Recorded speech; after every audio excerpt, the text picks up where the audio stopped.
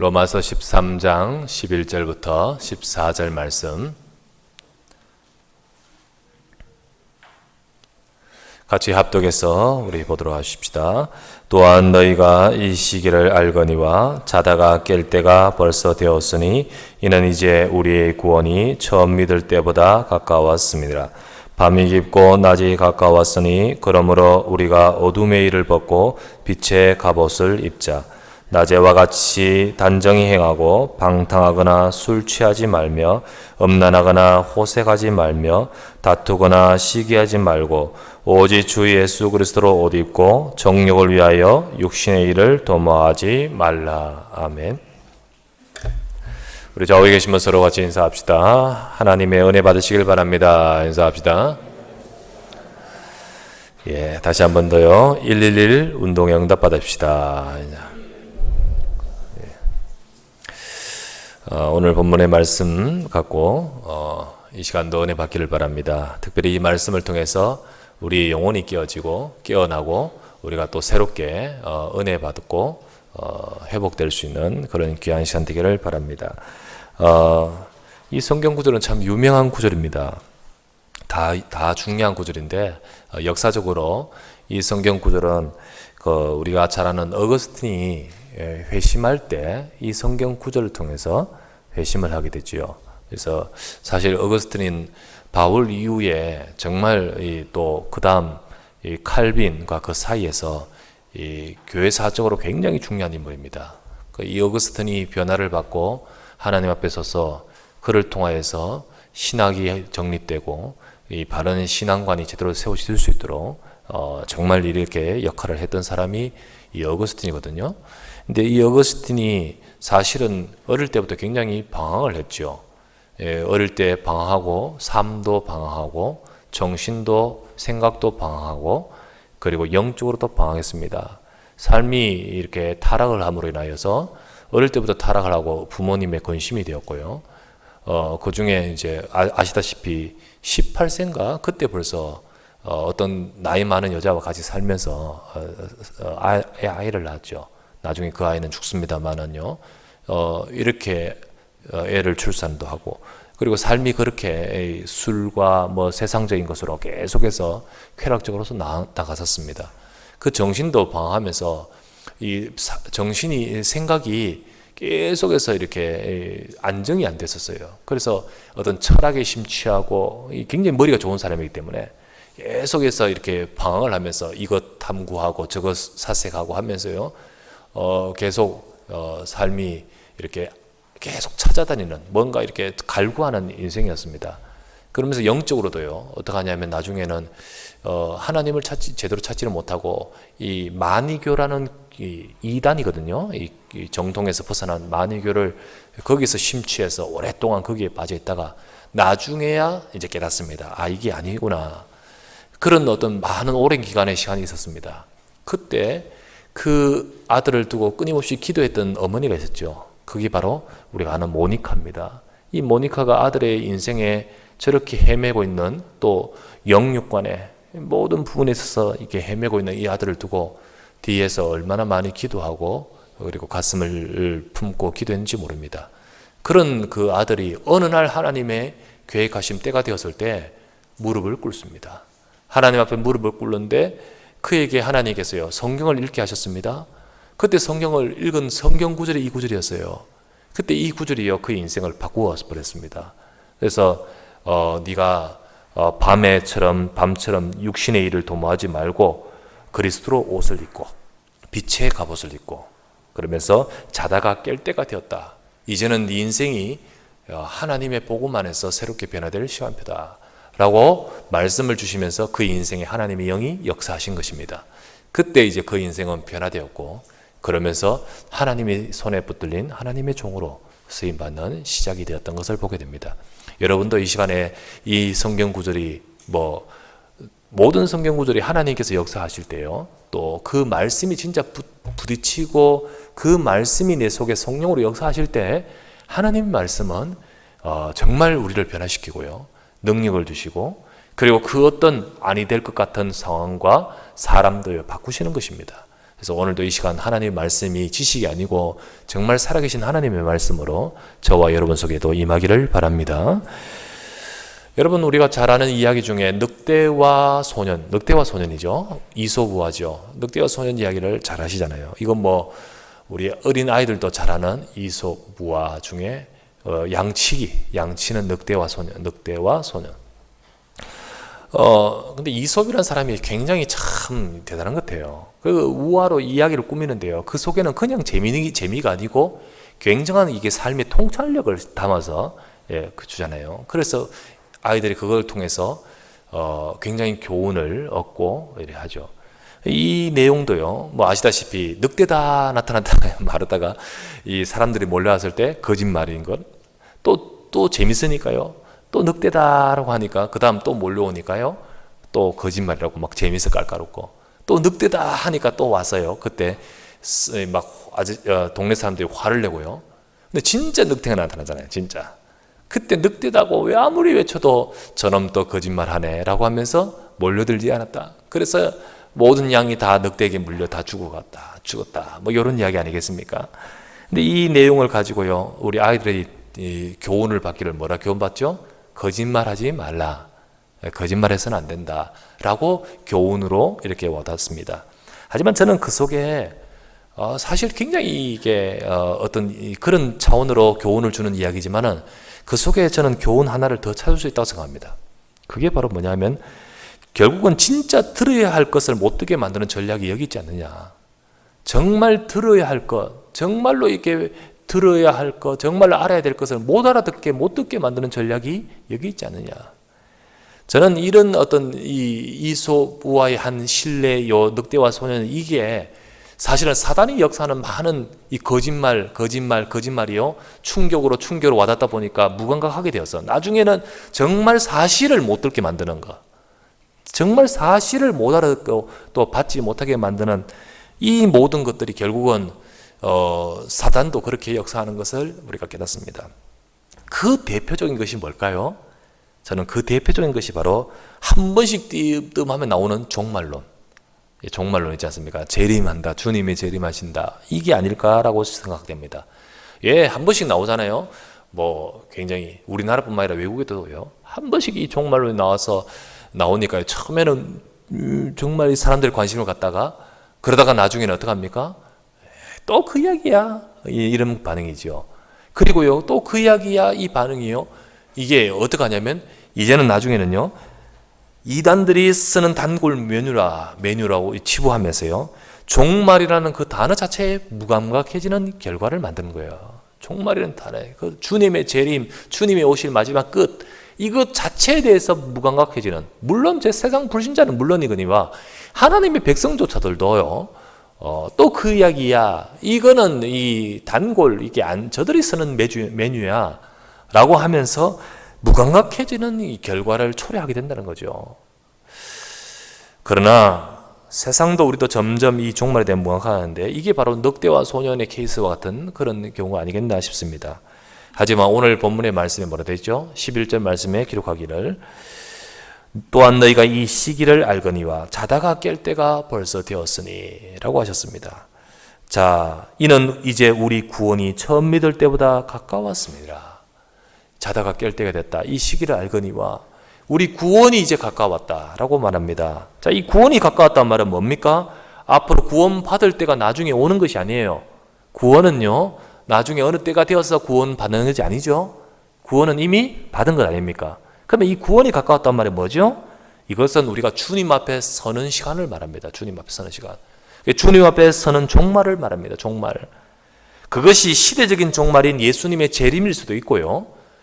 이때 2000년 전에 이 재림이 가까웠다라고 표현하는데요. 사실 재림이 언제 올지는 몰라요. 하지만은 재림이 가까웠다라는 그 말씀을 그때 주셨고요. 지금도 이것을 주십니다.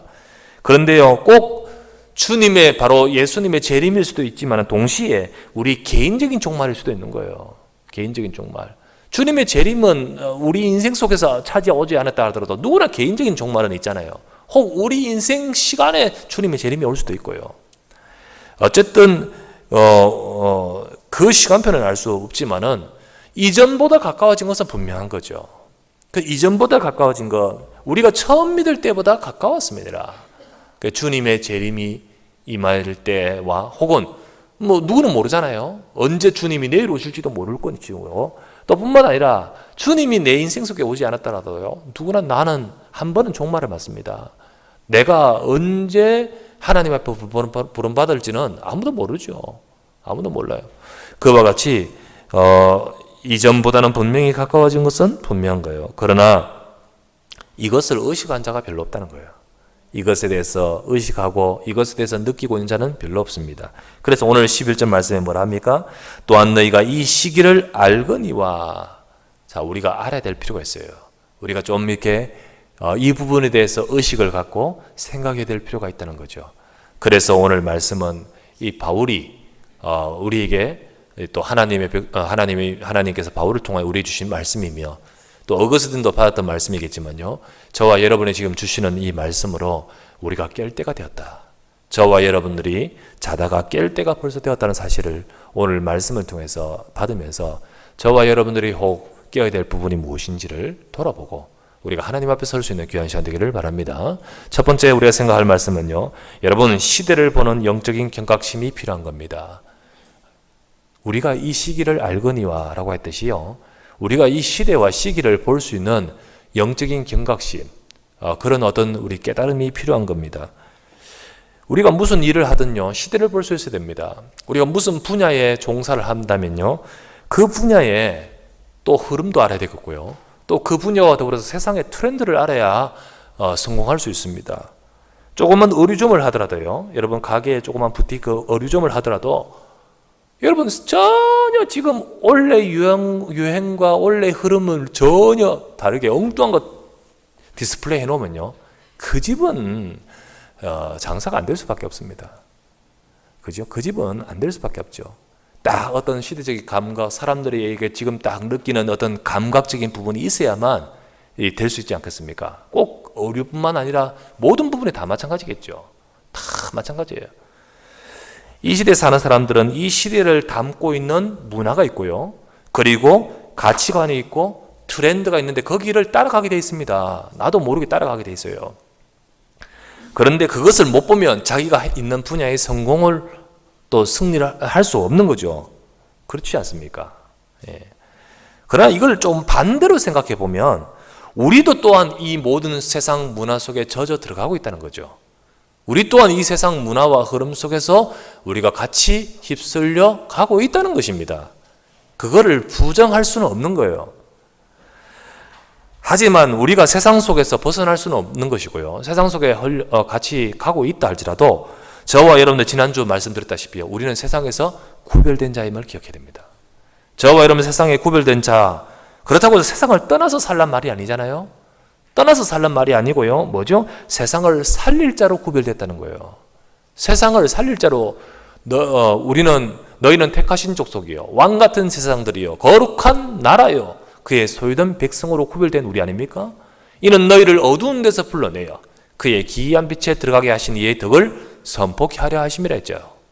우리를 저 세상 속에 있지만은 구별시키셨고요, 이 구별된 우리가 세상을 속에서 살고 있지만 세상을 살릴 자로 저와 여러분을 부르셨습니다.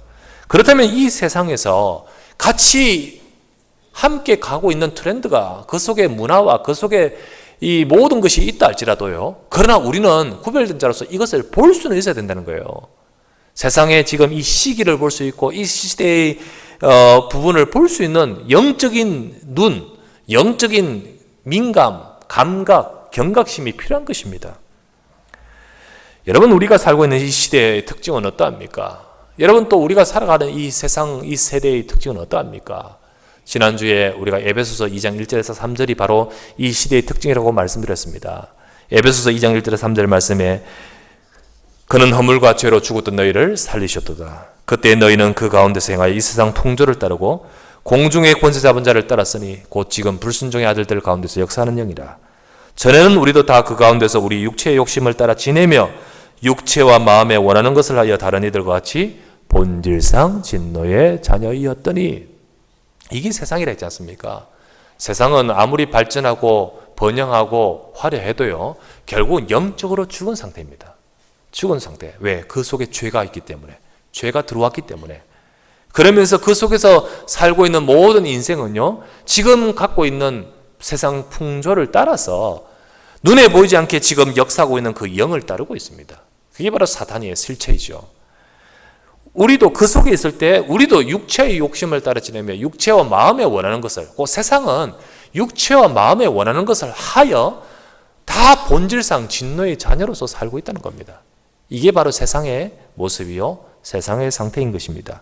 한 가지 더 우리가 더 찾아볼 수 있는데 디모데후서 3장 1절에서 5절입니다. 자, 디모데후서 3장 1절에서 5절을 나오는 성경 구절은 우리 같이 읽어보십시다. 스크린에 우리 같이 읽겠습니다. 시작. 너는 이것을 알라. 말세에 고통하는 때가 이르러 사람들이 자기를 사랑하며 돈을 사랑하며 자랑하며 교만하며 비방하며 부모를 거역하며 감사하지 아니하며 거룩하지 아니하며 무정하며 원통함을 풀지 아니하며 모함하며 절제하지 못하며 사나우며 선한 것을 좋아하지 아니하며 배신하며 조급하며 자만하며 쾌락을 사랑하기를 하나님 사랑하는 것보다 더하며 경건의 모양은 있으나 경건의 능력은 부인하는 자니 이 같은 자들에게서 내가 돌아서라. 말세의 특징이 뭔지 아십니까? 앞으로 이 세상의 특징이 뭔지 아십니까? 그 특징을 오늘 방금 읽었던 말씀에서 네 가지를 뽑을 수 있습니다. 그 첫 번째가 뭐냐면 사람들은 결국은 자기 사랑하게 되어 있습니다. 자기 중심이게 되어 있는 거예요. 그 자기 때문에 자기를 사랑해요. 자기를 위해서 돈을 사랑하는 거예요. 결국은 사람들은 자기 사랑합니다. 물질을 사랑합니다. 그것이 바로 말세 시대의 굉장히 큰 특징입니다. 그러면서 두 번째는 뭐냐면 교만하고 비방하고 부모 거역하고 악하고 원통하고 무정하고 뭐 이런 모든 말들은 뭐죠? 한마디로 굉장히 악해집니다. 악해요. 이게 바로 세상의 마지막 때에, 그래서요, 자기 사랑하니까요, 남을 해하고요, 자기 사랑하고 돈 사랑하니까 그 돈 때문에 남을 해할 정도입니다. 어느 정도까지? 부모까지.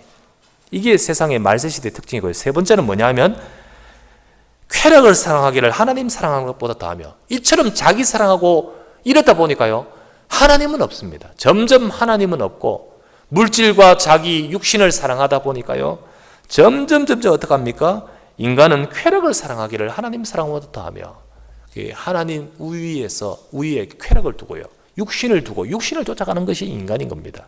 마지막 때의 특징입니다. 마지막 네 번째는 뭐죠? 경건의 모양은 있으나 능력이 없다. 이게 뭐죠? 이거는 바로 바로 그 시대의 교회의 모습입니다. 하나님 백성입니다.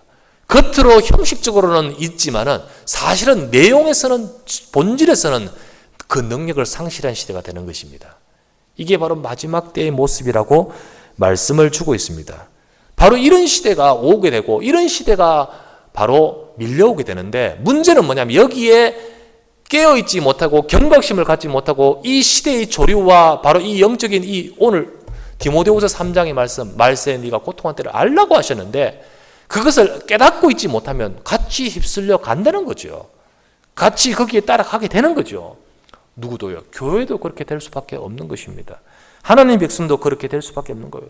마지막 때 전부 경건의 모양은 있고 형식은 있고 종교의 생활을 하지만은 정말 복음의 능력은 사라진 시대가 되는 것이 바로 마지막 때라는 것입니다. 그런데 사단은 이렇게 우리로 하여금 말세가 될수록 늑대와 소년처럼요, 점점 우리에게 무감각한 충격을 가하면서, 그래, 주님의 재림은 이거는 우리가 좀 흥미없는 이야기다, 뭐 끝은 내게 없는 것 같아요. 그러면서 영적으로는 무감각하게 하고 점점 우리를 하여금 형식적이게 되게 하고, 여러분, 영원한 것보다는 당장의 것에 관심을 갖게 만들고요, 그리고요, 내세보다는 현세에 관심 갖게 만들어요. 내세보다는 영적인 것보다는 육신에 초점을 맞추게 만들고요, 복음의 본질보다는 삶에 초점을 맞추게 만드는 거예요. 삶에. 그래서 설교도 그렇게 점점 갑니다. 정말 복음의 영적인 것보다는 결국은 설교도 점점 복음보다는 삶을, 영적인 것보다는 이 현세를, 이 육신적인 것을, 저 영원한 저 미래 천국보다는 자꾸만 오늘날 이 시대의 현세를 자꾸 강조하게 되는 거예요. 이게 바로 사실은 어마어마한 타락입니다. 이게 바로, 이것을 못 느끼면, 무감각하면요, 이게 바로 사단의 전략입니다. 바로 이렇게 됨으로써 세상에 하나님의 역사를 보지 못하고 생명 살리는 역사를 못 보는 거예요. 선교학적으로 우리가요 정말 조사해 보면요 어느 한 지역이나 한 나라에 복음이 증거되고 부흥이 되고 하는데요 정말 이렇게 복음이 증거되고 할 때 거기에 그렇게 함으로써 참 복을 받고 축복을 받으면서요 점점 하나님 앞에 서야 되는데 이 지금 특징이 바로 이 특징이잖아요. 인간은 진짜 이게 물질이 풍요하면요 쾌락을 오히려 쫓아가 버리는 거예요. 이게 그래서 참 안타까운 것은 그래서는 안 되는데 딱 통계적으로 보면 2만 불 시대를 딱 넘어서는 약 이게 우리 선진국권이라고 하지 않습니까? 넘었으면 그때 그쯤부터는요 교회가 힘을 잃어버려요. 이게요 동력을 상실해요. 정말 영적인 것보다는 육신적인 것에 들어가요. 그러면서 교회도 성장이 안 되고 전도도 안 되는 거예요. 이 정체가 되는 시기가 오는 거예요. 그게 딱 언제쯤이냐면요 이 경제 성장이 2만 불쯤인 거예요. 이게 왜 그러냐면 풍요로워지니까 풍요로워지면서 사람들이 어렵고 가난하고 힘들 때는 뭘 찾아요? 하나님을 찾아요. 인간이. 그런데 이게 사라지면서 어느 순간 우리 속에 배 기름이 둘러지고요. 그래서 이게 베들레헴이라지 않습니까? 베들레헴이 가득해요. 이 베둘레가 허리끈이 늘어나고요. 이 풍요로워지면서 사람들은 점점 영적인 것보다는 육신적인 것, 저 영원한 것보다는 지금 이 시간표를 이 복음보다는 삶을 하나님보다는 육신을 쫓아가는 게 되는 거예요. 이게 인간적인 특성이에요. 이게 인지상정이에요. 이 사단은 또 그렇게 역사해요. 그런데 다 그렇습니까? 그렇지 않아요. 정말 하나님 앞에 서 있는 사람은요 물질이 와도 변함이 없습니다. 근데 하나님은 그런 자를 축복하시지 않겠습니까? 정말 그런 다윗을 보시기 바랍니다. 다윗이 정말 하나님 왕이 되고 어마어마한 제사를 가지고 번영해도 다윗은 뭐라 했습니까? 하나님 역대상 29절 능력과 높음과 권세와 부와 모든 것들이 다 주께로 말미암고요. 지금 우리에게 주신 것도 다 우리 것이 아니고 하나님께서 주신 것인 줄 믿습니다. 그런 중심의 사람이 진짜 복받는 거죠. 하나님이 저와 여러분을 정말로 축복하시는 그릇이 되야겠는데요. 그런 그릇이 가장 중요한 것이 뭔지 아십니까?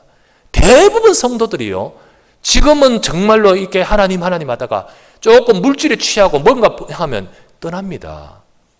몸은 안 떠나도요 마음이 떠나요. 믿음의 자리가 떠나요. 이미 그 상태가 뭐죠? 영적으로 잠자는 상태가 되어버린 거예요. 그게 우리로 하여금요 이게 사단이 정말 이게 교회를 무기력하게 만드는 마지막 때의 전략이라고 할 수 있습니다. 우리는 어떻게 됩니까? 로마서 13장 11절 말씀 오늘 말씀해 보니까 너희가 이 시기를 알거니와 자다가 깰 때가 벌써 되었다. 우리는 우리 자신들이요 늘 우리 자신을 깨울 수 있어야 됩니다. 늘 우리 자신들이 깨워야 돼요. 예수님도 마태복음 24장에 예수님이 뭘 하셨죠? 마태복음 24장에 말세의 징조에 대해서 말씀하시잖아요. 마지막 때의 징조, 마지막 때에 이런 일들이 있을 것이다 라고 딱 24장을 끝내시고 25장에 그 뒤를 이어서 하시는 말씀이 이제 25장인데요. 그 뒤를 이어 하시는 말씀이 중요한 세 가지의 비유를 말씀하시잖아요. 그 비유가 뭡니까? 교회의 상태를 말해요. 교회. 하나님 백성의 상태. 우리에게 굉장히 경각심을 깨닫게 하시는 말씀이죠. 세 가지가 뭡니까? 첫 번째가 뭡니까? 등을 준비하는데 기름을 준비한 5처녀와 기름 준비하지 못한 5처녀. 그죠? 그 비유가 나오잖아요. 두 번째는 뭐죠? 달란트 비유 아닙니까? 맡겨진 달란트를 제대로 사용하면서 남긴 달란트의 사람과 그렇지 못하고 묻어둔 사람. 나오죠? 세 번째 비유가 뭐죠? 세 번째 비유는 양과 염소의 비유입니다.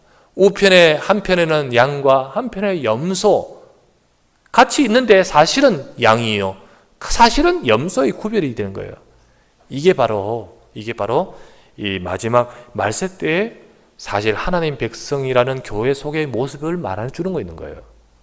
이 경각심, 곧 우리가 깨닫지 못하고 우리가 이 부분에 대해서 알지 못하면 어느 순간에요.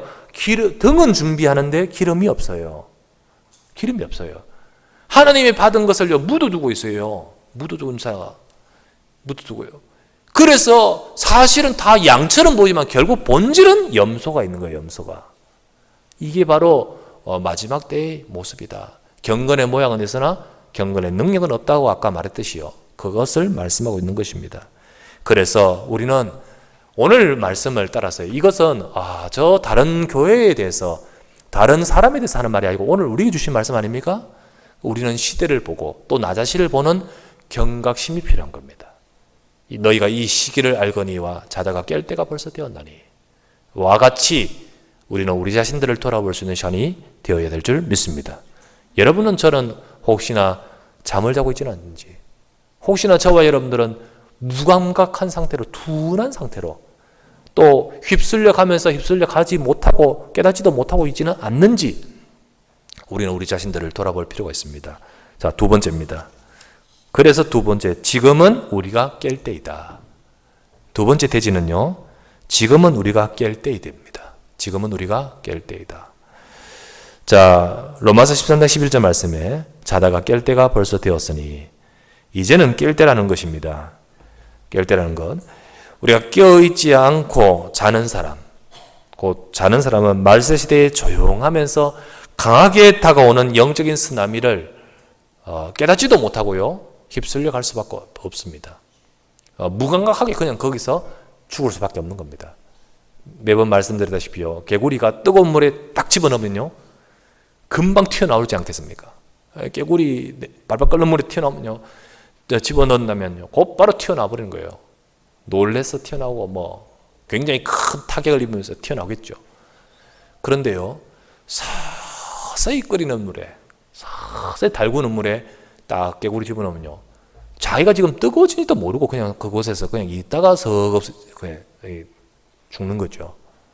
이게 바로 우리가 깨어있어야 될 이유입니다. 깨어있지 못하고 자는 사람은 마지막 말세시대에 조용하면서 강하게 오는 영적인 쓰나미, 우리로 하여금 빠져 죽게 만드는 영적인 쓰나미, 내 인생이요 점점 무감각해지면서 하나님을 떠나게 만들고 내가 하나님 앞에 서기보다는 물질과, 내가 하나님 앞에 서기보다는 육신과, 내가 영원한 것보다는 영적인 것보다는 내가 이 땅에 눈에 보이는 것을 쫓아가게 만드는 모든 것들에게 우리도 모르게 그렇게 그 속에서 우리가 빠져들게 만드는데요, 자다가 깨야 될 이유가 여기 있습니다. 세계 경제계도 마찬가지죠. 기업마다 늘 요즘은요 시대 변화에 촉각을 세웁니다. 워낙 바쁘게 변화되는 시대의 상황이기 때문에 시대 변화에 촉각을 세우죠. 왜? 만약에 그것을 한 템포라도 놓쳐버리면 어떻게 되죠? 도태돼 버립니다. 지금의 제 1위 기업도요, 한 템포를 놓쳐버리니까 도태가 돼버려요. 망해버리는 거예요. 이 무너지는 것은요 한순간인 거예요. 우리 휴대폰의 세계 최고의 강자는요, 2000년대 세계 최고 강자는 노키아였습니다. 노키아. 그죠? 노키아였습니다. 제 1위가 노키아였어요. 근데 그 노키아는 지금 매각됐습니다. 팔렸어요. 어디에 팔렸냐? MS사에 팔렸어요. 팔려버렸죠. 그 휴대전화가요, 이제는요, 세계 최1위는 삼성에게 뺏겼어요. 삼성. 그죠? 삼성에게. 그만큼 노키아는 이 변화에 민감하지 못했어요. 그래서요, 그들은 오로지 피처폰으로 승부를 걸었습니다. 스마트폰 시대에 그들은 대응하지 못했어요. 노키아는 세계 1위로 달리다가 그냥 곤두박질 쳐버렸어요. 이게 왜 그럴까요? 변화를. 전자의 최고의 강자를 달렸던 회사가 소니였습니다. 소니였지 않습니까? 소니의 그 옛날에 워크맨 이런 거요, 막 나올 때요, 진짜 세계는 열광하고요, 소니 브랜드는 어마어마했습니다. 노트북도 마찬가지고요, 바이오 노트북도 마찬가지고요. 근데 그 소니가요, 그 PC 노트북 분야를 매각했습니다. 못 따라가요. 이제는 매각했어요.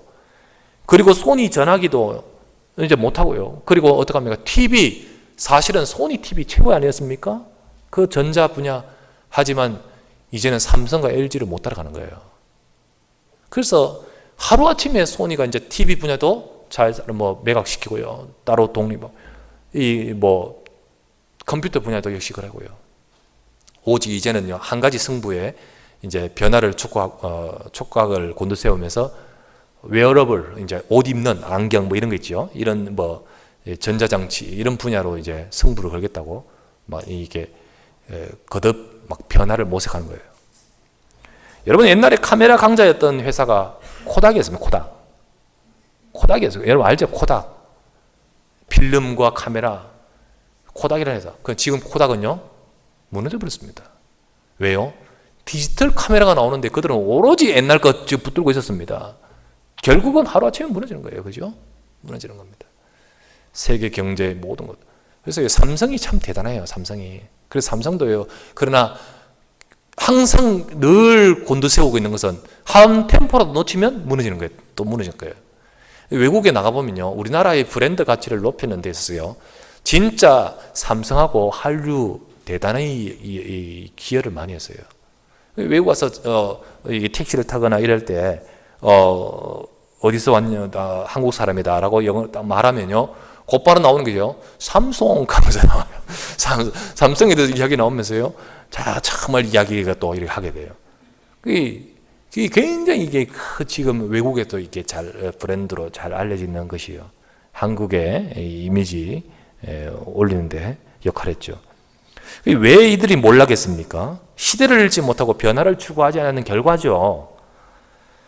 그같이 갱신하지 않고 익숙함에 안주하고 그리고 형식적이고 습관적이 되는 것 자체가 경제 분야에 잠자는 거라 할 수 있죠. 경제 분야에 잠자는 겁니다.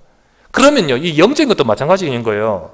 우리가 우리 자신들이 안주하고 형식적이 되어지고 이것이 바로 잠자는 겁니다. 잠자는 거.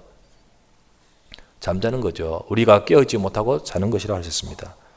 우리 국가적으로도 참 우리가 각성하는 해야 될 것이 우리 국민에게 필요하죠.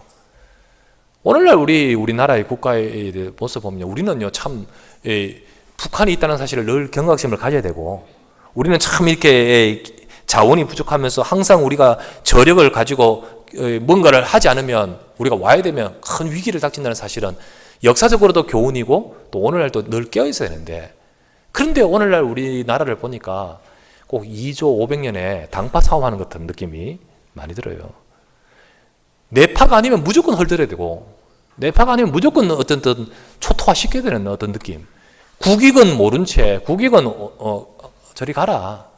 그 임진왜란 당시에, 우리나라 임진왜란 당시에 그때 우리나라의 사정은요, 또 우리가 일제 들어오기 전에 그때 밀려 들어올 때 개화기 때 우리나라의 당시는요, 사실은 전부 다 이념 논쟁이에요. 전부 동인 서인 아니고요, 전부 무슨 학파 무슨 호파 그런 아니고요.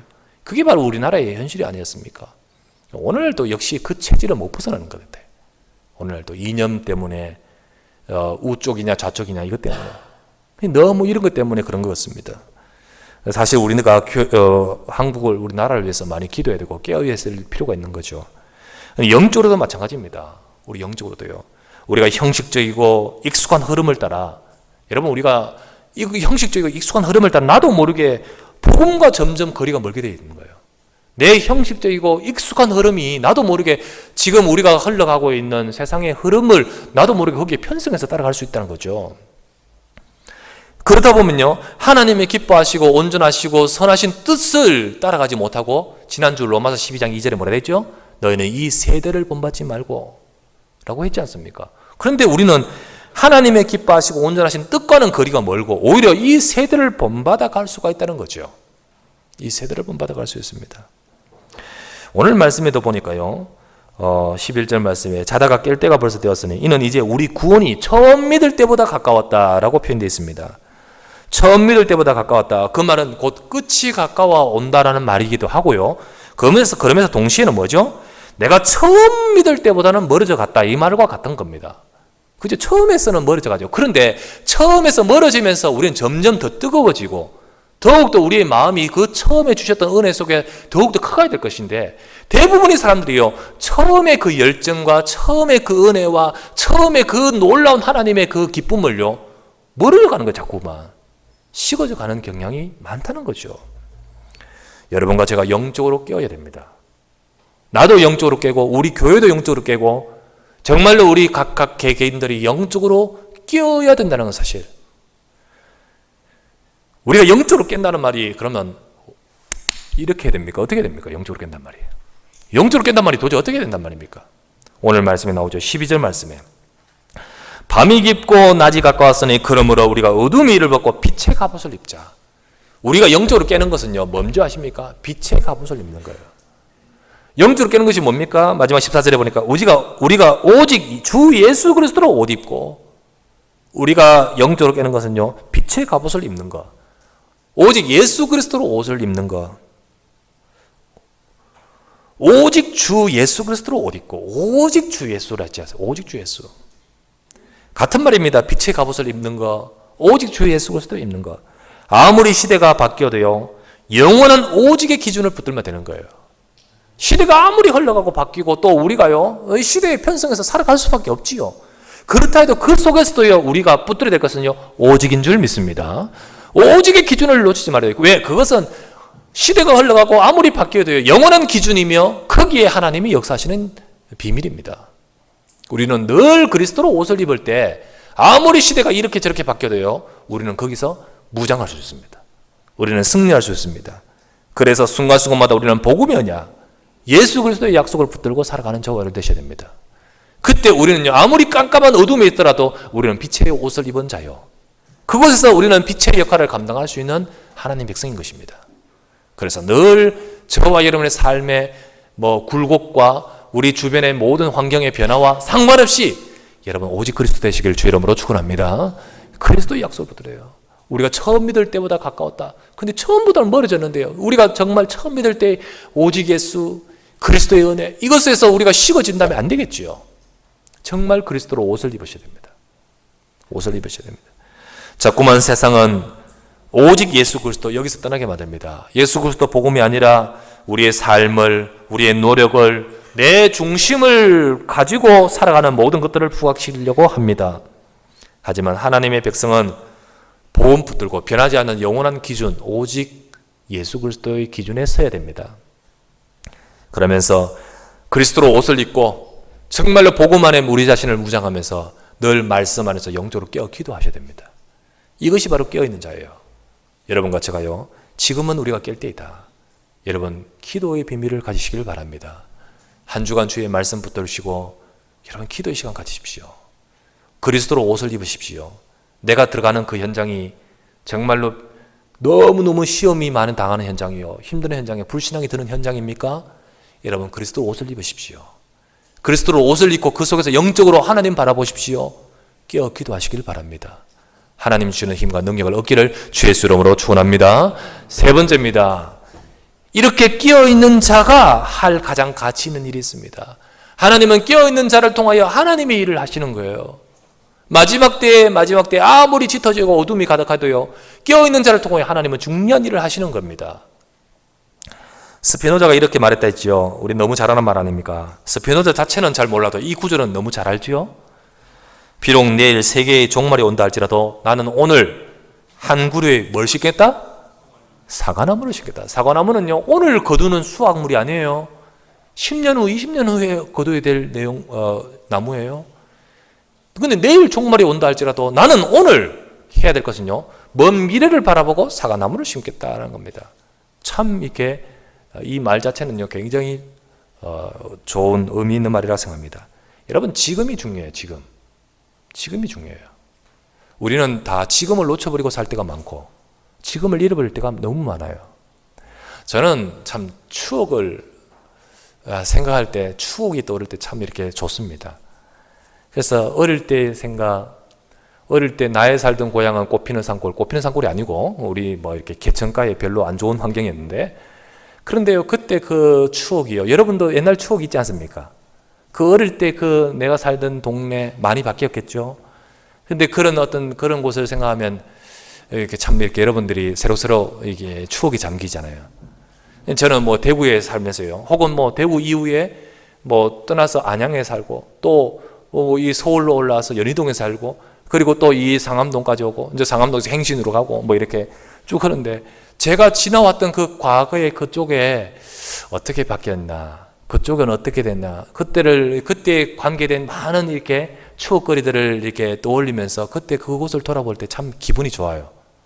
제 어릴 때 그 현장은 많이 바뀌었죠. 하지만 그때 여기에 여가 있었지, 여기에 무엇이 있었지, 이것 하나 떠올리면서요, 옛날을 떠올리기도 합니다. 그런데요, 대구에 있는 그곳에 가서 직접 볼 수가 없잖아요. 잘 어렵잖아요. 그래서 한 번씩 저는 요즘 지도 중에요. 지도 다음이나 네이버 지도 보면요, 이 사진 찍어놓은 거 있어요. 동네 이렇게 사진 찍어놔서 차가 지나가는 길이면 다 찍어놓은 게 있어요. 이렇게 이 컴퓨터를 볼 수 있어요. 그죠? 그거 딱 보면 재밌어요. 내가 안 가봤는 그곳인데, 아, 여기가 옛날 우리 집이었는데 이렇게 바뀌었고, 여기요 누구 철수네 집인데 여기 이렇게 바뀌었고, 이런 거 있잖아요. 이게 볼 수가 있거든요. 길도 막 바뀌고 막 이렇게 바뀌었는데, 그 이제 감을 생각하면서, 아, 여기가 물론 좁은 골목에는 차가 안 들어가서 아쉬워요. 그렇지만은 어쨌든 이렇게 거의 다 볼 수 있거든요. 그리고는 어딜까요? 안양에 살 때 거의 현장, 아, 저기가 우리 집이었고, 여기 우리 세이가 넘어졌던 데고, 그러면서 여기에 우리 이런 것들이요 다. 그래, 그때가 참 좋아요. 그때가 또 그립기도 하고요. 우리 연희동에 그 교회 이렇게 보기도 하고, 이 교회 우리 2층 3층 우리 교회였고, 이렇게 물론 지금 가서 보도 되지만은요, 가까우니까 또 한번 보기도 하고요. 이렇게 보게도 됩니다. 그러면서 지난 주말인가 그렇게 한번 갑자기 지도를 들어갔다가 또 보게 되어서 싹 보다가 이런 생각이 들었어요. 야, 그때가 참 소중했구나. 그런데요, 지금도 지나면요, 또 그때가 되는 거예요. 지금도 지나면 또 그때 지금의 이 지도를 보고 있겠죠. 지금의 이게 보면서, 야, 이때 그때가 소중했다는 사실을 느끼게 됩니다. 이게 그렇게 보면요, 사실 지금이 중요하다는 사실로 우리는 귀결돼야 되는 거예요. 그렇지 않습니까? 지금이 굉장히 중요해요. 지금의 상황, 어떻게 보면 지금 고달프고 힘들 수도요, 나중에 보면 굉장히 추억이 될 수도 있고요. 지금이 굉장히 지금 있는 우리 가족이 너무 소중한 때입니다. 우리 세이가 몇 살 때 너무 소중하고, 아, 세림이 몇 살 때 소중했는데, 그런데 또 지나면요, 지금 우리 그 중2 때 그때가 소중했는데, 근데 지금은 고달퍼 죽겠어요, 이놈의 자식이. 그런데 나중에 보면 또 그때가 소중할 수 있습니다. 그죠? 지금이 굉장히 중요하다는 사실을 아셔야 됩니다. 그렇죠? 지금 내가 우리의 소중한 것을 놓치지 말고 오늘 최선을 다하겠습니다. 무엇보다도 우리가 지금 가지고 있는, 지금 나를 통해 하실 일이 중요한 거예요. 올바르게 깨어있는 자는 나를 통해 지금 하나님이 하실 일을 놓치지 않습니다. 하나님은요, 지금의 내 현실, 내 현장을 통해서 하나님이 깨어있는 자를 통해 이루실 일이 있습니다. 그게 바로 사명이요, 그게 바로 천명인 것입니다. 이것을 바르게 깨어있는 자는 지금 우리를 통해 이루실 일을 놓치지 않게 됩니다.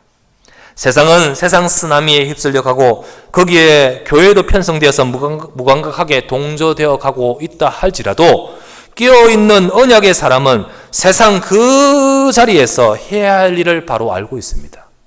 바로 알고 있어요. 옛날에 우리나라의 일제시대 때에요, 일본이 신사참배를 명하고 거기에 총회도, 교단도 총회에서 신사참배를 가결한 그때에 이게 쓰나미처럼 밀려오는 흐름 아니겠습니까? 시대의 흐름이었죠. 그때에 이 시대의 상황을 알고 어떡합니까? 내가 해야 할 일이 무엇인가를 깨달은 한 사람이 계셨습니다. 그게 바로 누구십니까? 주기철 목사님이에요. 나는 일사각오로 죽는다 할지라도 여기에 맞붙들어, 이 쓰나미에 내가 쓰는 것이 하나님이 나를 향하여 원하신 뜻이다고 생각했는 거예요. 그 죽음을 각오하고요, 핍박을 각오하고 나는 신사참배를 하지 않는 것이 하나님의 뜻임을 천명하고 나가지 않습니까? 그런데 지금 어떻게 되죠? 결국은 승리는 거기에 있는 거예요. 그죠? 결국은 거기에 있는 거예요. 하나님은 저와 여러분들 이 시대의 이런 흐름 속에서 우리가 해야 할 일이 뭔지 아십니까? 지금 내가 해야 할 일이 무엇입니까? 하나님은 내 현장, 내 지역에서 그리스도로 옷을 입고, 곧 빛의 옷을 입고 그 빛을 밝히기를 원하시는 거예요. 내 현장, 내 지역에서 우리는요, 예수 그리스도의 복음의 빛을 밝게 된 거예요. 나를 통하여 남은 자를 살려야 되고, 나를 통하여 복음 전할 교회와 복음 전할 렘넌트를 세우는 것이 하나님이 저와 여러분에게 이 시대에 원하시는 뜻이라는 사실입니다. 우리는 전도자의 삶을 살아야 됩니다. 우리는 아무리 세상은 육신적으로 달려간다 할지라도 우리는 전도자의 삶을 살아야 됩니다. 하나님은 전도자의 삶을 사는 기업인, 전도자의 삶을 사는 학생, 전도자의 삶을 사는 우리 모두가 되기를 원하는 것입니다.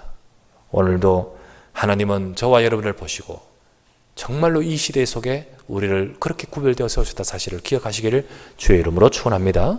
결론을 맺습니다.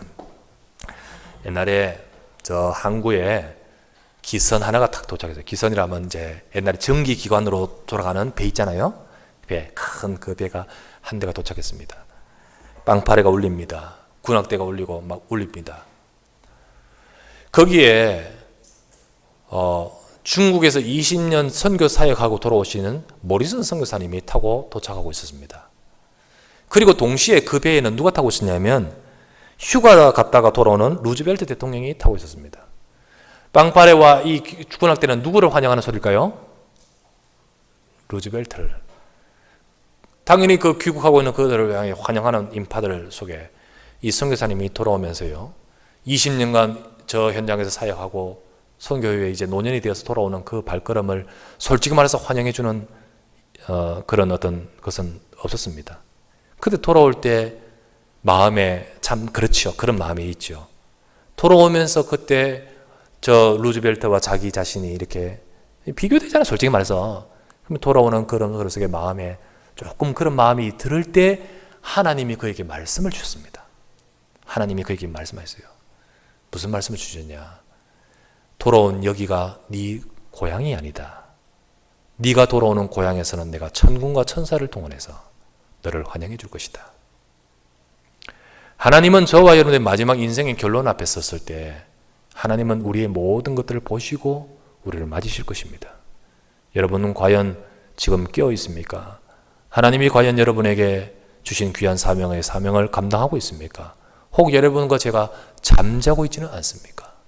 오늘도 우리 자신이 이 말씀을 통해서 자다가 깰 때가 벌써 되었나니 주여 내가 이 말씀을 통해서 내 영적으로 각성하는 한 주간 되게 하옵소서. 정말 깨어서 하나님이 쓰시는데 우리가 쓰임받는 그런 하나님의 사람이 되어야 될 줄 믿습니다. 오늘도 이 말씀 붙들고 정말 영적으로 경각심을 갖고 현장에서 세상에서 우리가 승리하는 우리 모두 사랑하는 주의 백성 되시기를 주 예수 이름으로 축원합니다. 기도합시다. 하나님 감사를 드립니다. 오늘도 주의 사랑하는 종들이 함께 모여 주 앞에 예배하고 주의 말씀 앞에 서게 하시니 감사합니다. 주여 자다가 깰 때가 벌써 되었나니 우리가 예수 그리스도로 옷을 입고 빛의 갑옷을 입고 아버지 하나님 우리가 영적으로 서서 이 현장과 이 세상 속에서 영적으로 하나님이 쓰시는 깨어있는 사람이 되기를 원하시는 주여, 오늘도 우리가 우리 자신들을 돌아보면서 잠자고 있지는 않는지, 우리가 우리 자신이 둔하고 형식적이고 무감각해져 있지는 않는지를 돌아보면서 다시 한번 우리가 새롭게 되어지고 교회가 새로워지고 우리 영적 상태가 새로워질 수 있는 그런 귀한 축복의 시간 되도록 역사해 주시옵소서. 하나님이여 주의 백성들에게 말씀을 주시고 은혜를 다하시고 축복하여 주시옵소서. 감사하고 우리 구주 예수 그리스도 이름으로 간절히 기도드리옵나이다. 아멘.